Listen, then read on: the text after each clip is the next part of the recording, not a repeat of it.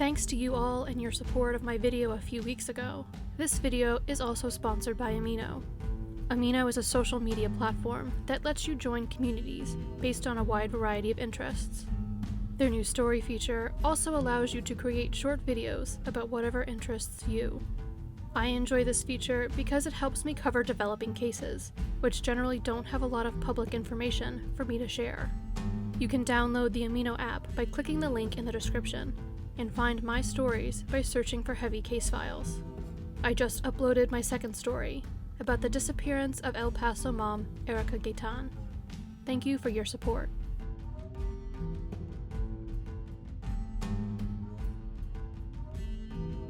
On June 22nd, 2019, 73-year-old Eugene Joe went out on a hike on the Mount Waterman Trail in the Angeles National Forest in California with a group of friends.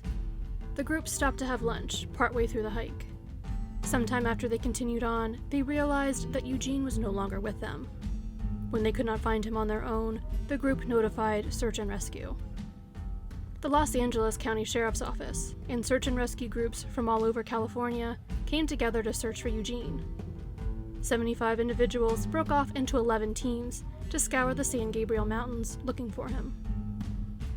After a week of being lost in the wilderness, Eugene was found down a ravine in Devil's Canyon by members of the Altadena Mountain Rescue Team around 11 a.m. on June 29th.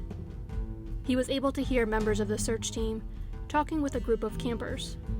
Despite being in a weakened state, Eugene was able to use what strength he had left to turn himself over and yell for help. He was airlifted out of the area by a Los Angeles Sheriff's Department air rescue helicopter. Eugene was taken to Huntington Memorial Hospital in Pasadena. He had not suffered any major injuries during the time he had been lost in the forest. His hiking boots, however, were in much worse shape. Eugene was weak, however, because he had not eaten anything in 5 days. He had quickly made sure to find a water source soon after getting lost, which probably saved his life. He had spent the week he was lost drinking water from the Devil's Canyon Creek and slept on rocks at night to keep warm. Eugene was discharged from the hospital the same day he arrived there. Eugene was thankful to have been rescued, and grateful for all of the effort total strangers had put into finding him. He does not plan to continue hiking in the future. 35-year-old Amanda Eller worked as a yoga teacher and a physical therapist. She lived in Haiku, an unincorporated community on the island of Maui, with her boyfriend Benjamin. On the morning of May 8, 2019, Amanda was meditating as Benjamin left for work at 7:30 a.m. She was not home when he returned from work, and she did not come home that night at all. Benjamin reported her missing early the following morning. Amanda's white Toyota RAV4 was found in the parking lot at the Makawao Forest Reserve at 9:50 a.m. on May 9th, the same morning she was reported missing. Her keys had been hidden under the front tire of the vehicle, and her cell phone and wallet were inside of it, along with a pair of flip-flops. Amanda loved nature and was an avid runner, so it would not have been unusual for Amanda to have visited this location on her day off from work. It was initially assumed that Amanda had entered the forest around 8 a.m. on the morning of the 8th, based on eyewitness reports of a woman matching Amanda's description being in the parking lot around that time. This timeline came into question 5 days after Amanda went missing, when Amanda's parents, who had flown into Hawaii to help look for their daughter, received a phone call from their pet sitter. A Mother's Day package had just arrived at their home in Maryland from Amanda. Surveillance footage was eventually found of Amanda in a store, purchasing the final items for the package at 10:11 on May 8th. She was wearing the flip-flops that had been found in her vehicle. She had printed off the label for the package at home and dropped the package off at the post office approximately 10 minutes after she had checked out at the store. The Maui Fire Department spent 3 days diligently searching for Amanda, but their official search was called off after 3 days, as was their procedure. Amanda's family, however, continued searching for her on their own, thanks to the $77,000 they received in donations on GoFundMe, and a massive outpouring of support from volunteers. During the course of the search, helicopters and drones searched for Amanda from the air. Divers searched nearby waterways, and volunteers and teams of search dogs searched on the ground. An average of 100 people searched for Amanda each day. On May 24th, 17 days after Amanda entered the forest, A volunteer helicopter pilot was just about to turn back after a search flight because he was going to run out of fuel. He received an instruction over the radio to make a wide right turn, which would take him over an area that had been outside of the official search area, near the Kailua Reservoir, roughly 5 miles north of where Amanda had parked her vehicle. When he did, the volunteers on the flight with him spotted Amanda lying in a creek bed. Amanda was airlifted by the Maui Fire Department to Maui Medical Center, where she was reunited with her family. Amanda had lost 15 pounds and was suffering from severe sunburn, numerous bruises and cuts, and a broken tibia sustained after a 20-foot fall. Amanda was discharged from the hospital on May 26th to finish her recovery at home. According to Amanda, she had planned to spend a few hours in the forest on a 3-mile run. There had been a lot of trees down on the trail, so she decided to hike instead. She stopped to rest and meditate on a downed tree just off the trail at what she thought would have been the halfway point of her hike. When she got up to continue on, she believed she was heading back towards her car. She was not. Eventually, Amanda realized that she was no longer on the hiking trail, but on a boar trail that was taking her further away from the parking lot. She tried to use her intuition to make her way back, but got more and more disoriented instead. Amanda had previously read a book on native Hawaiian plants, which helped her identify what fruit she came across were edible. There had been several days where she had been unable to find any food at all. She had come across a creek about a week into her ordeal, which she traveled along so that she would be near a source of water. Amanda had heard helicopters fly overhead almost 20 times during her time in the forest, but the vegetation was too thick for anyone in the helicopters to see her trying to get their attention. At a press conference on May 28th, Amanda described her time in the forest as spiritual boot camp, and spoke of her experience largely in terms of the role her spirituality played in it. Some people interpreted these statements to mean that Amanda had intentionally gone off the trail as some sort of spiritual journey. Amanda filmed a video released on the Facebook page that had been set up to coordinate the search for her, to clarify what had happened and give the detailed account of how she had gotten lost. She had simply been too focused on the spiritual lessons she could take away from the time she had been lost, rather than on the factual details of her experience at the press conference. Amanda acknowledged that it had been irresponsible to go into the forest without her cell phone, and apologized for potentially putting members of the search parties in danger by getting lost.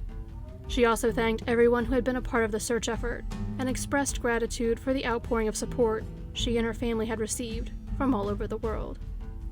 Amanda's family has plans to use the remaining money raised through GoFundMe to install wilderness cameras in the Makawao Forest Reserve and other remote recreational areas on Maui to help speed up any further search and rescue operations. Amanda's father, John, is also planning to help develop an app for search and rescue workers through his company, Insight Mobile Data. 48-year-old Jerry Dragu was having a difficult 1994. The high school superintendent from Taft, California, had lost his 18-year-old son Matthew in a car accident that May. Jerry had a lifelong love of the outdoors and decided to take a trip to Yosemite National Park at the beginning of August to help him cope with his loss. On Monday, August 1st, Jerry camped in his car near the Levitt Lake trailhead just north of the park. He had plans to spend 2 days hiking alone before meeting up with one of his cousins at Bigelow Lake. When Jerry's wife Leslie called his cousin on August 6th, she learned that Jerry had never shown up for the planned meeting. The search for Jerry began the next day, with searchers working on the ground and helicopters searching from the air. The standard 3 days of searching passed, but the search team did not scale back their efforts, even though that was the protocol at the time. Instead, they tried a different approach. Dog trainers Mike Bigelow and Terry Buttram, along with Mike's 2-year-old Australian Shepherd Ranger, boarded a helicopter. The trio was dropped off at Dorothy Lake, near Forsyth Peak. They began heading higher up the mountain when Ranger suddenly began running back down. He soon ran back to Mike and Terry and sat down in front of them, which was his signal that he had found someone. Mike and Terry followed Ranger to a large boulder. Behind it, they found Jerry. On August 4th, Jerry had been unable to find his cousin at their prearranged meeting place. Jerry then decided to go up on a ridge by himself to build a small memorial for Matthew, who had shared his love of the outdoors. Jerry had tripped and fallen 25 feet head first, which resulted in a large gash on his forehead, 6 broken ribs, a punctured lung, and a broken ankle. Unable to move very much due to his injuries, Jerry rationed his trail mix and drank lake water for the following several days. He only had a light rain jacket to keep him warm. It is believed that he would have passed away within hours had he not been found and transported to a hospital. As a result of Jerry's rescue, California's Office of Emergency Services expanded their intensive search period from 3 to 7 days.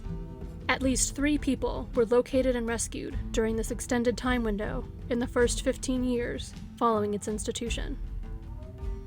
Jerry suffered a severe heart attack in 2002 and received a heart transplant on Christmas Eve of that year, his lead surgeon donning a Santa hat. He passed away on April 3, 2015, at the age of 69. His rescue in 1994 gave him 20 extra years with his wife and daughter, and eventually his son-in-law and 2 grandchildren. 58-year-old Kevin Lynch of Woodbridge, New Jersey, traveled to Waynesville, North Carolina, to attend a family reunion with his wife, Alina, in July 2019. The reunion was being held at the Swag Resort, which borders the Great Smoky Mountains National Park. Kevin went missing from the resort on July 27th. He was last seen around 3:20 in the afternoon, walking along the border of the resort property, near the Cataloochee Divide Trail, before disappearing from sight. Kevin's disappearance was an emergency from the start because he suffered from dementia. Both Hayward County Emergency Management and the National Park Service aggressively began searching for Kevin, hoping that he had not made it very far into the heavily wooded area.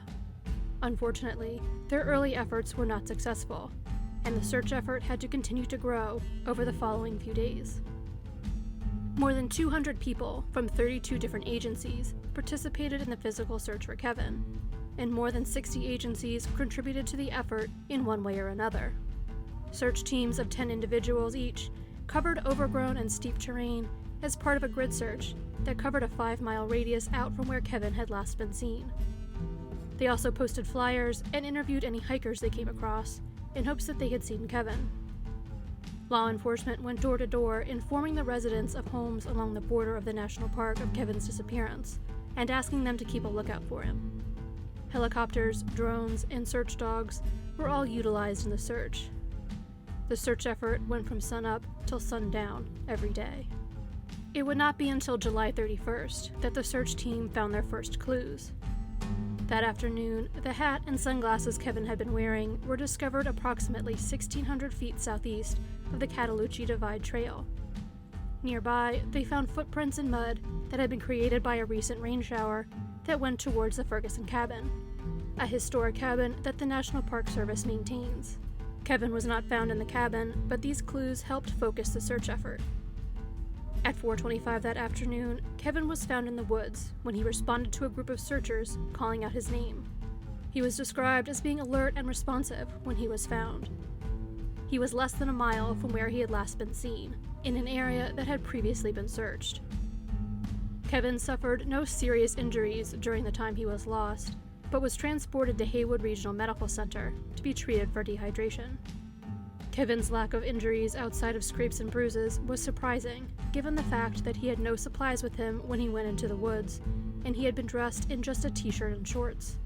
He was released from the hospital on August 2nd.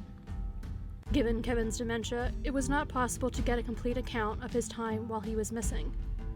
His family is happy enough knowing that he is now safe. They issued a press release, thanking everyone who participated in the extensive search effort.